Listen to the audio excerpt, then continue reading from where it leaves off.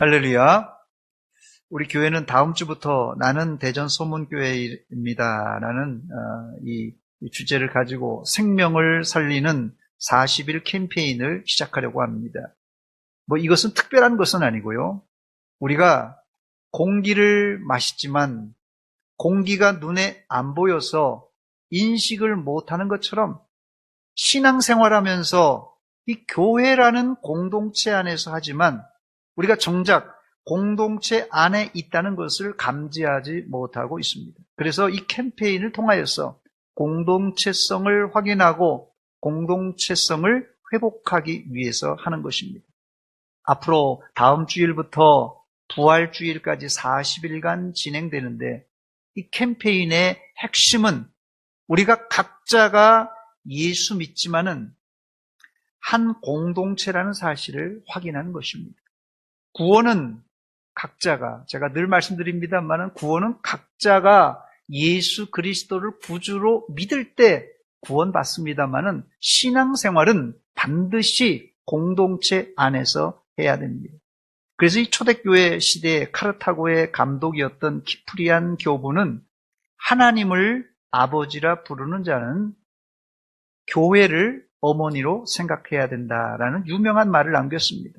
또 교회를 떠나서는 구원을 받을 수 없다는 말도 남겼습니다.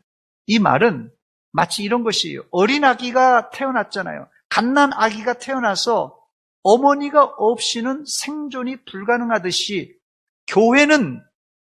성도는 교회 없이 영적으로 건강하게 살 수 없다는 말입니다.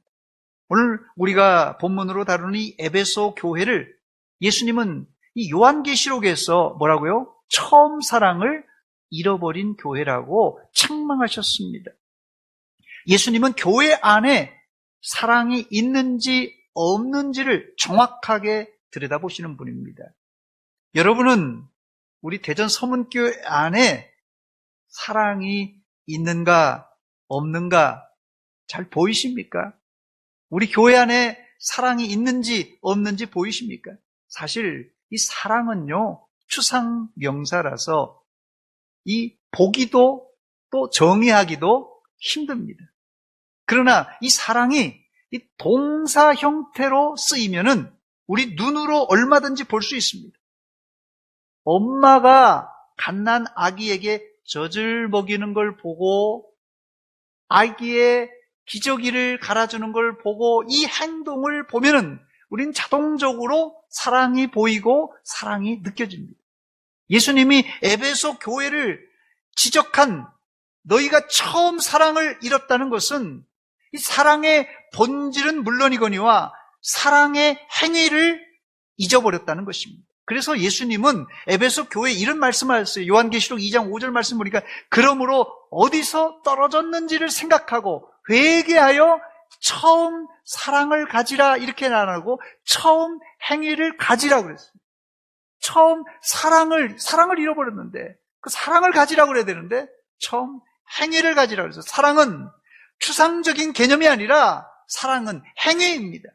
이 시간 우리 대전 서문교회 공동체 안에 내 안에 사랑의 행위가 있는지 확인해보고 혹시라도 그 사랑이 식었다면 다시 뜨겁게 달아오르시기를 주의 이름으로 축원합니다. 첫 번째, 저는 우리 공동체의 부족한 민낯을 드러내는 것으로 캠페인을 시작하려고 합니다. 지금 한국 교회는 코로나가 터지면서 체면이 완전히 구겨졌어요. 그런데요, 사실 한국 교회는 코로나 전부터 예수 믿지 않는 사람들로부터 개독교라는 비난을 받아왔습니다. 물론 반기독교인들이 고의적으로 악평을 하는 면이 없지 않아 있습니다만은 그러나 이런 빌미를 제공한 한국 교회도 비난을 피해갈 수가 없습니다. 전통적으로 한국 종교계의 청렴도를 묻는다면 천주교가 부동의 1위예요. 그 신부님 수녀들이 1위입니다. 그 다음이 불교 그리고 기독교 순입니다. 한마디로 한국 사회가 목사도 장로 집사도 못 믿겠다는 것입니다. 왜 이렇게 된 것입니까?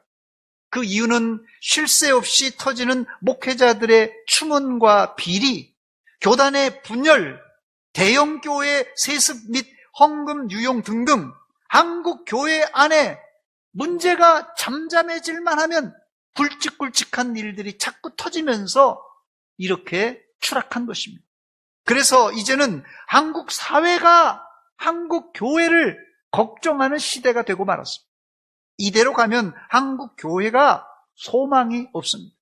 저는 이런 한국 교회의 실수와 잘못을 깊이 회개하고 우리 안에 이 자성의 목소리가 나올 때 다시 한국 교회가 비상할 수 있다고 생각합니다.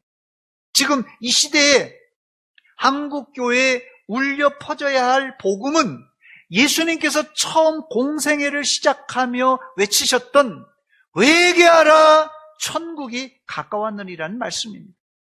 지상교회는 주님 오실 때까지 비리나 추문들이 앞으로도 계속 나올 것이에요.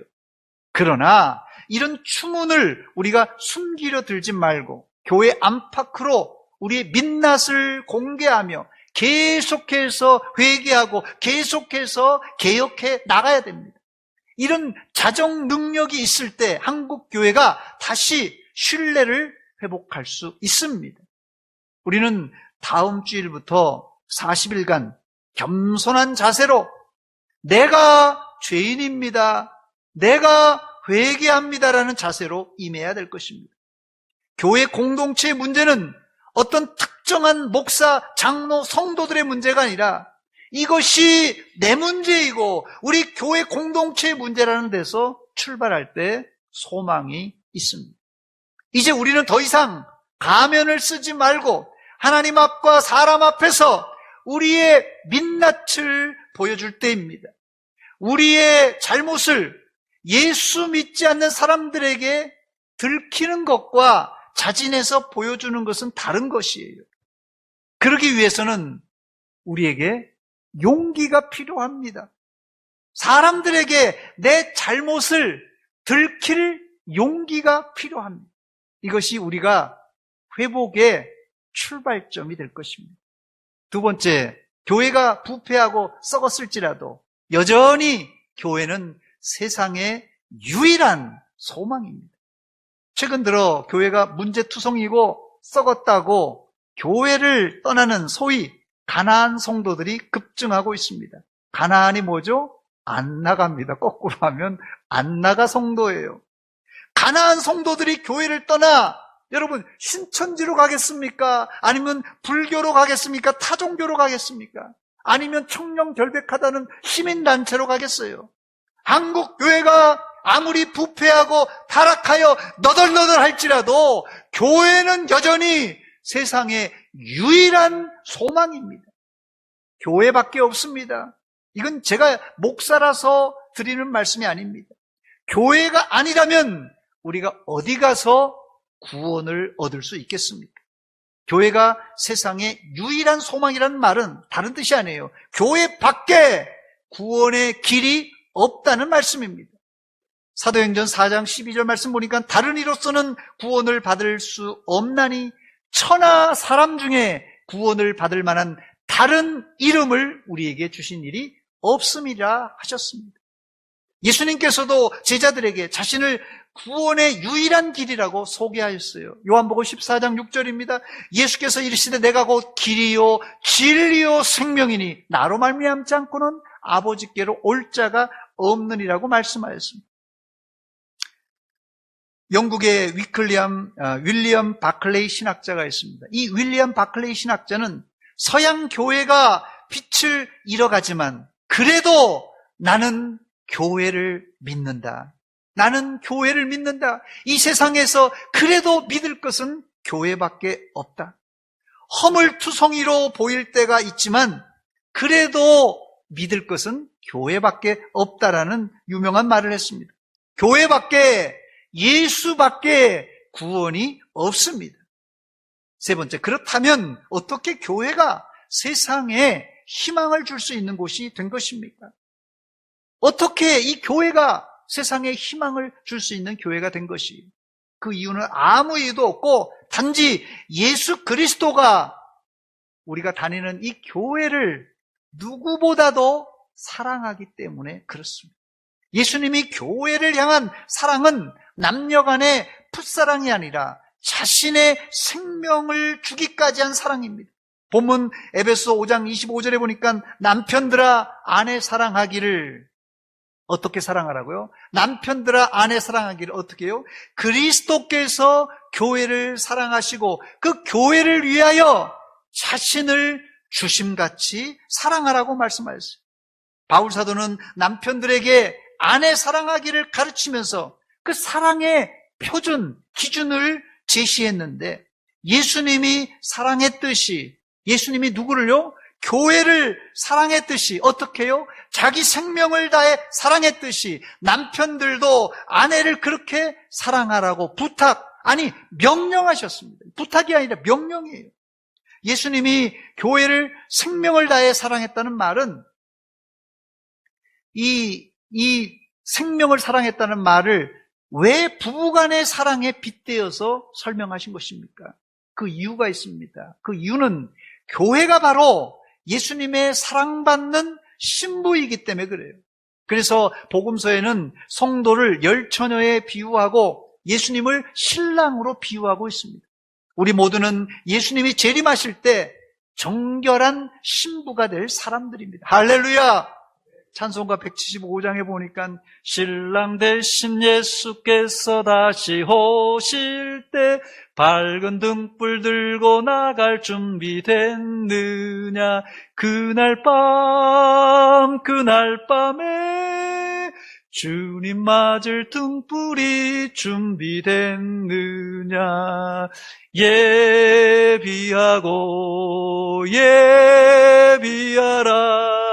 우리 신랑 예수 오실 때 밝은 등불 손에 들고 기쁨으로 주를 맞겠네.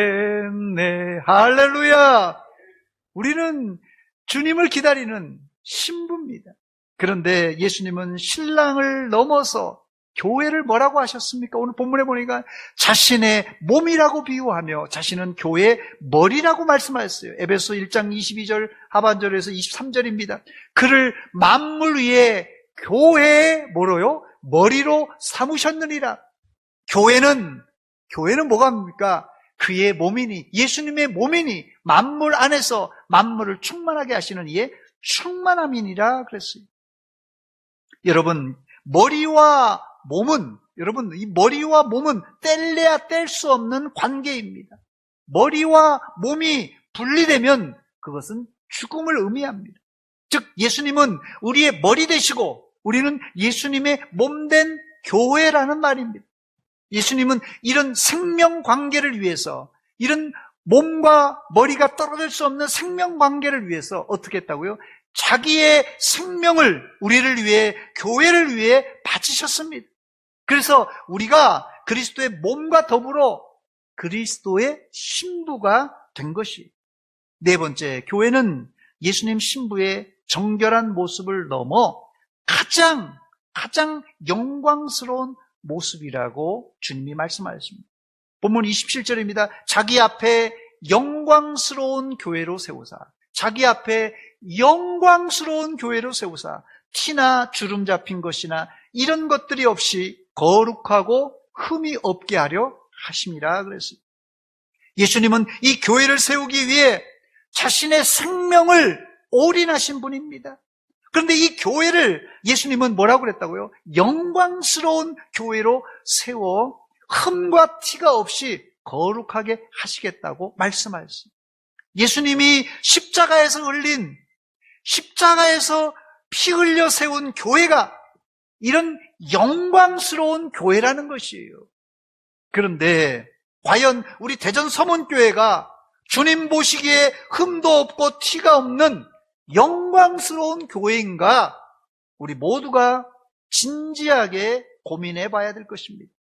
여기 본문에 나와 있는 영광스러운이란 단어는 뒤에 이 영광스러운의 설명이 나오는데 흠과 티가 없는 거룩이란 뜻이에요. 흠과 티가 없는 거룩이 바로 영광스러운 것이에요. 하나님의 꿈은 이런 흠과 티가 없는 영광스러운 거룩한 교회를 세우기를 원했습니다. 그러나 지금 우리 교회가 주님은 고사하고 사람들 보기에도 영광스러운 교회인가 깊이 고민해 봐야 됩니다. 이 설교에 여러분들은 도전받아서 영광스러운 교회가 우리 교회가 될 그런 꿈을 가지시기를 주의 이름으로 축원합니다. 우리 교회가 내가 영광스러운 존재가 된다는 말이 여러분 가슴 떨리지 않습니까? 사실 우리가 이런 상태가 되는 것은 불가능해요. 우리가 영광스러운 모습이 되는 게, 우리 교회가 영광스러운 이런 모습이 되는 게 사실은 불가능합니다. 그러나 역설적으로 우리는 넉넉히 영광스러운 교회로 영광스러운 존재가 될 수 있는데, 그 이유는 예수님의 보혈과 더불어서 날마다 때마다 도우시는 성령님의 능력으로 가능한 줄 믿습니다. 중세교회가 주님이 원하시는 영광스러운 모습이 되려고 했지만 점점 쇠퇴하고 타락하여서 어떻게 이 영광스러운 교회를 회복할까 고민하다가 예배당을 성전이라고 부르고 화려하게 장식하기 시작했습니다. 그래서 어딜 가든지 천주교 성당에 가보면 그 웅장함과 화려함에 사람들이 다 압도당합니다. 그래서 엄숙해지고 숙연해져요. 그냥 엄청난 대성당에 가보면 그냥 입이 딱 벌어질 정도로 너무 아름답게 웅장한 대성전들입니다. 우리 교회도 이런 건축과 장식으로 꾸미면 주님이 원하는 영광스러운 교회가 될 수 있겠습니까? 천만의 만만의 말씀입니다. 교회가 주님이 원하는 영광스러운 모습이 되는 것은 교회의 외모가 아니라 본질이 회복돼야 됩니다, 여러분. 본문 25절에 나오는 교회는 헬라어로 에클레시아인데요. 이 에클레시아란 말은 하나님이 세상에서 불러낸 하나님을 믿는 무리들을 지칭하는 말이에요. 교회는 건물이 아니라 사람들입니다. 예수 믿는 우리가 바로 교회입니다. 한글에는 남성과 여성을 구분하지 않지만 헬라어에는 남성, 중성, 여성 이렇게 세 가지 성으로 구분됩니다. 헬라어로 교회는 에클레시아인데 이 에클레시아를 이 헬라어에서는 여성 명사로 사용하고 있습니다. 왜 교회가 여성 명사일까? 이것은 일종의 문화이기도 하지만 전 여기서 하나님이 만들고자 하는 이 교회의 모습을 상상해 보았습니다. 교회는 딱딱한 남자보다는 이 부드럽고 따스한 여성 분위기가 나야 된다. 그런 뜻입니다, 여러분. 상처받고 지친 영혼이 바로 교회에 와서 어머니의 부드럽고 따뜻한 보살핌을 받고 다시 세상에 나가 영적 전쟁에서 승리할 수 있도록 지원하는 곳이 바로 교회라는 뜻입니다. 이런 포근함이 과연 우리 교회에 있는가라는 것이, 바울 사도가 에베소 교회 편지하면서 남편과 아내의 관계를 교회와 예수님 관계를 빗대어 말한 이유는 앞서 말씀드린 대로 교회가 정결한 신부로 신랑 되시는 예수님을 기다리는 무리이기 때문에 그렇습니다. 예수님은 자신의 몸인 교회를 위해서 생명까지 다해서 바친 그런 사랑하셨던 교회입니다. 남편이 아내가 남편을 이렇게만 사랑한다면 그 가정은 보나마나 행복한 가정입니다. 저도 이 설교를 준비하면서 찔림이 있는데 여러분들은 이 설교를 들으면서 찔림이 없습니까? 이제 결혼하면 허니문이 시작됩니다. 결혼하고 이제 어떤 사람은 6개월이라고 하는 사람도 있고 허니문이, 어떤 사람 1년이라는 사람도 있고 3년이라는 사람도 있고 어떤 사람 일주일이라는 사람도 있는데요.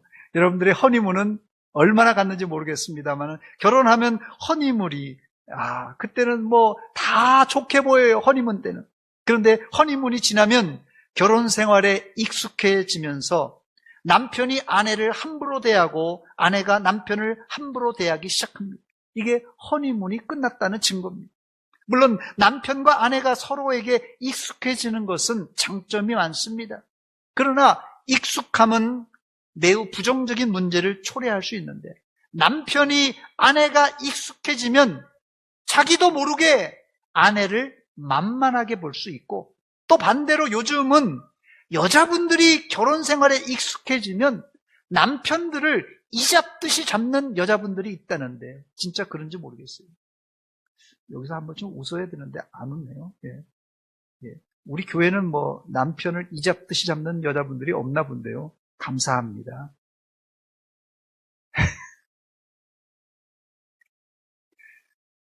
배우자가 익숙해져서 무례하게 대우하다 보면 가정에 큰 불화가 생길 뿐 아니라 영적인 문제, 즉 하나님과의 관계도 막힐 수가 있어요.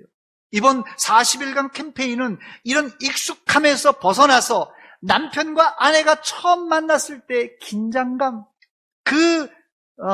신선함, 그것을 회복하고, 교회도 우리가 처음 교회 왔을 때 여러분 생각나십니까? 우리 대전서문교회 여러분 처음 왔을 때, 내가 처음 예수 믿을 때 그 긴장감과 이 신선함을 회복하는 데 있습니다. 그래야 개인은 물론 우리 교회가 다시 부흥할 수 있습니다. 여러분들이 한번 곰곰이 생각해 보시기 바랍니다. 우리 교회가 어떻게 해야 부흥할 수 있을까? 방법은 예배당을 멋지게 짓는 것입니까? 아니면 예배당을 화려하게 리모델링하는 것입니까? 그것도 아니면 교회에서 내가 제일 꼴보기 싫은 누구 하나면 변하면 되는 것입니까? 아닙니다. 내가 변해야 됩니다. 내가 종교 생활과 교회 생활에 익숙함에서 벗어나 새 마음으로 변해야 우리 교회에 희망이 있습니다. 에베소 교회가 왜 책망을 받았습니까? 성도들이 시간이 지나면서 익숙하게 예배드리고 봉사도 열심히 했지만 자기도 모르게 처음 사랑을 잃어버린 것입니다. 이게 우리가 이번에 찾아야 될 것입니다. 오늘 교회 오면서 아니면 이 시간 온라인 유튜브로 예배드리면서 여러분들은 하나님 앞에 나오는 설렘과 긴장감, 더 나아가 두려움을 가지고 나오셨습니까? 만약 여러분들이 이런 설렘과 긴장감, 두려움이 없다면 신앙생활에 문제가 있다는 증거입니다. 제가 여러분들을 책망하고 혼내려고 하는 것이 아니라, 목사도 여기 늘 서는 강단에서 두렵고 떨림으로 설교해야 됩니다. 왜 이렇게 해야 되는 것입니까? 이 예배 시간은 거룩하신 하나님을 만나는 시간이기 때문에 그렇습니다. 요한사도는 반모섬에서 유배 가서 하늘이 열리며 예수 그리스도의 화려한 모습을 환상 중에서 보았습니다. 요한계시록 1장 13절로 16절에 보니까 촛대 사이에 인자 같은 이가 발에 끌리는 옷을 입고 가슴에 금띠를 띠고, 그냥 하늘이 열리면서 예수님의 얼굴이 보이는 거예요. 그의 머리와 털의 희기가 흰 양털 같고, 눈 같으며 그의 눈은 불꽃 같고, 무섭습니다. 불꽃 같아서. 그의 발은 풀무불에 단련한 빛난 주석 같고, 그의 음성은 많은 물소리와 같으며, 그의 오른손엔 7뼈리 있고, 그의 입에는 좌우에 날선 검이 나오고, 그의 얼굴은 해가 힘있게 비치는 것 같더라 그랬어요. 이게 예수님의 형상 모습입니다. 이것을 보고 요한사도는 그 앞에 엎드려져서 죽은 자와 같이 되었다고 성경은 말합니다. 바로 이런 긴장감과 두려움이 우리 안에 있냐는 것입니다. 이런 경외심이 여러분 안에 회복되시기를 주의 이름으로 축원합니다.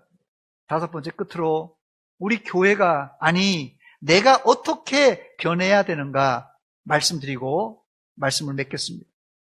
살아있는 생명체는 변화하지 않으면 변질됩니다. 변화하지 않으면 변질됩니다. 이 법칙에서 예외는 없습니다. 변화하든지 변질되든지 여러분들이 선택하는 것입니다. 우리는 모두 생명으로의 변화를 택하려고 이 캠페인에 참석하는 것입니다. 교회 공동체를 바꾸려고 하지 말고, 남을 바꾸려고 하지 말고, 이번엔 나를 확실히 바꾸시기 바랍니다. 그러기 위해서 두 가지 말씀드립니다. 첫 번째, 처음 사랑을 회복하시기 바랍니다. 처음 사랑을 회복하는 것이 이 캠페인의 핵심입니다. 처음 신선함, 긴장감, 그리고 두려워하는 마음을 회복해야 됩니다. 신앙생활의 편리함과 익숙함, 여러분 잘 들으시기 바랍니다. 신앙생활의 편리함과 익숙함. 사람들이 교회 와서 여기도 이렇게 해주세요, 저렇게 해주세요, 의자는 좀 더 푹신한 걸 해주세요. 사람들이, 현대인들이요, 착각하는 게 있어요. 그냥 편리하고 익숙한 것이 좋은 줄 아는데 이게 신앙생활의 독이 됩니다, 여러분. 두 번째 우리가 회복해야 될 것은 내 인격, 내 지정의 인격이 치료받아야 됩니다. 인격이 치료받지 못하면 내 속에 쓴뿌리가 깊이 박히게 돼요. 히브리서 12장 15절입니다. 너희는 하나님의 은혜에 이르지 못하는 자가 없도록 하고 또 쓴뿌리가 나서 괴롭게 하여 많은 사람이 이로 말미암아 더럽게 되지 않게 하라고 말씀합니다. 이 쓴뿌리 때문에 많은 사람이 죄를 범하게 된다고 성경은 경고하고 있습니다. 여러분 안에 쓴뿌리를 말씀과 기도 그리고 성령의 만져주심으로 뿌리 뽑을 때 나는 물론이거니와 우리 교회가 다시 일어날 수 있습니다. 쓴뿌리가 속에 있는 사람의 특징은 이 자기보다는 남을 정죄하는 사람이에요. 그러나 쓴뿌리가 제거된 온전한 그리스도인들은 형제를 사랑하고 용서하고 하나님께 감사하고 찬양하는 삶을 살게 됩니다. 이 쓴뿌리를 요즘 뭐예요? 케토톱인가요? 이 쓴뿌리를 케토톱으로 뽑을 것이 아니라 성령의 능력으로 캐내시기를 주의 이름으로 축원합니다. 혹시 여러분 우리 교회 주변에 아니면 한국 교회 안에 부러운 교회가 있습니까, 여러분? 어떤 교회, 그런 교회 다니고 싶다, 아니면 그런 교회 부러운 교회가 있습니까? 여러분, 다른 교회 안 부러워해도 됩니다. 그 이유는 우리 안에 예수님의 DNA가 들어있습니다. 대전 서문교회 안에 예수 그리스도의 DNA가 들어있습니다. 남 부러울 거 없어요. 그러나 지금 이대로는 안 됩니다. 지금 이대로는 안 돼요. 이번 캠페인 기간 동안 우리의 인격이 치료받고 생각이 바뀌고 말이 바뀌어서 여러분들이 하나님이 원하시는 영광스러운 교회가 되시기를 주의 이름으로 축원합니다. 큰 것부터 생각하지 말고 작은 것 하나라도 실천에 옮기시기 바랍니다. 저는 오늘 여러분들의 표정을 바꾸어 보라고 권면드립니다. 지금 여러분들이 가지고 있는 이 얼굴, 이거는 부모님께 물려받은 재산이에요. 여러분들의 얼굴은 부모님께 이게 물려받은 것입니다. 거기에다가 플러스 살면서 산전수전, 공중전 겪으면서 만들어진 주름이 합해져서 만들어진 상태가 지금 내 얼굴의 상태입니다. 이 얼굴은 성형수술하기 전에는 바꿀 수가 없습니다. 그러나 여러분, 여러분의 표정은 얼마든지 바꿀 수 있습니다. 오늘부터 웃는 얼굴로 인사하며 안부를 물으시기 바랍니다. 이제까지 여러분들이 교회에서 했던 익숙한 모습에서 탈피하시기 바랍니다. 교회는 여러분들이 바뀔 때 바뀝니다. 다시 말씀드립니다. 교회는 언제 바뀌느냐? 여러분들이 바뀔 때 바뀌어요. 내가 바뀔 때 바뀝니다. 여러분들은 모르지만 처음 찾아오시는 분들은 대전 서문교회가 벽이 높다고 말합니다. 이 벽은 말이에요, 익숙한 여러분의 눈에는 안 보이는 벽입니다. 이 벽을 허물어 버리시기 바랍니다. 그래서 예수님이 원하시는 어떤 교회요? 영광스러운 교회로 되시기를 주의 이름으로 축원합니다. 기도합니다. 하나님 우리 아버지, 은혜와 사랑 감사드립니다. 이 아침에 하나님의 말씀을 들었습니다. 도전적인 말씀을 들었습니다. 하나님, 내가 변하게 하시고 우리 공동체가 변하는 계기가 되게 하여 주시옵소서. 예수님의 이름으로 기도하옵나이다. 아멘.